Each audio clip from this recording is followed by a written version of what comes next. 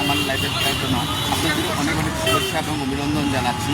আর আমার এই লাইভটি যারা দেশ এবং দেশের বাইরে থেকে দেখছেন তাদের সবাইকে শুভেচ্ছা এবং অভিনন্দন জানাচ্ছি। আর আমি এখন হঠাৎ করে মহাখালী বাস স্ট্যান্ডে, তারপরে মহাখালী রেলগেট যে সেই অংশটা আসছিলাম। এখানকার যে রাজপথের যে আপডেট, সে আপডেটটা আপনাদের আমি দেখানোর চেষ্টা করছি। আর এই রাজপথের এই আপডেটটা এখন খুবই নর্মাল আছে এবং যানজট নেই বললেই চলে, এবং সিগন্যাল করলেও সিগন্যালটা 2-1 মিনিটের মধ্যে ক্লিয়ার হয়ে যাচ্ছে, এবং রাস্তায় গাড়ির চাপটাও খুব একটা বেশি লক্ষ্য করা যাচ্ছে না। সেই জিনিসটাই আমি আপনাদের মাঝে তুলে ধরার চেষ্টা করছি। আমি মহাখালী রেলগেট থেকে, এবং এখান থেকে আমি কিছু দূর হেঁটে হেঁটে যাব এবং আপনাদের এই এলাকার যে সার্বিক চিত্রটা, সেই চিত্রটা আপনি তুলে ধরার চেষ্টা করব।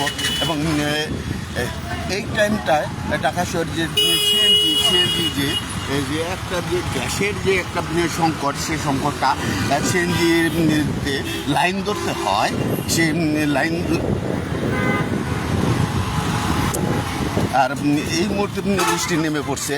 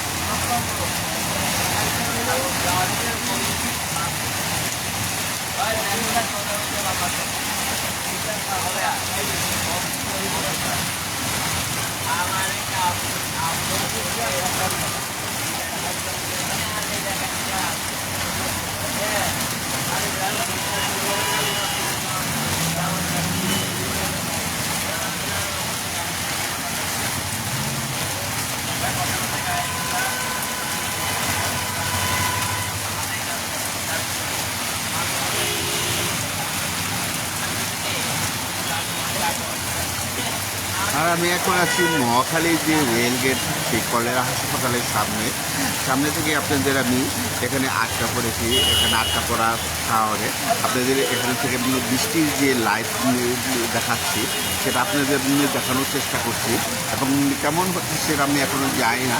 আর কোন কোন এলাকায় বৃষ্টি হচ্ছে সেটা আপনারা একটু কমেন্ট করে জানাবেন।